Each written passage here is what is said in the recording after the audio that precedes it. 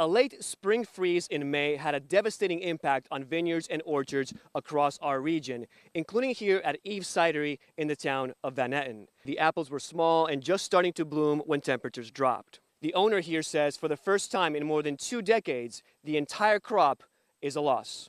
We're approaching the fall harvest season now, like for the first time in 21 years, we're not like gearing up to figure out how to pick. After 21 years in business, Autumn Stoscheck, the owner of Eve's Cidery in Van Etten, says this year's crop of apples and pears could have been her biggest so far. We had a massive bloom, really exciting. I was starting to think about how we were going to hire enough people to pick the fruit and so on and so forth. And then we had a deep freeze on May 18th. It went to 25 degrees for 5 hours. We had a total crop loss. We estimate it to be a $90,000 crop loss. This is not a disaster that I really would have conceived of. We've definitely been through late spring frosts where we have lost significant portions of our crop, and it's been like super painful, but it just really never occurred to me that you could lose your entire crop.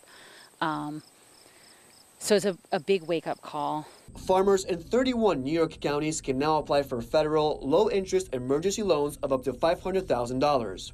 Earlier this month, the U.S. Department of Agriculture declared those counties to be natural disaster areas. It was bad, and I certainly don't ever remember seeing anything like it. These farm wineries and these farm operations who are growing their fruits, whether it's our grapes or apples, whatever it may be, they contribute a significant economic benefit and economic impact to our region.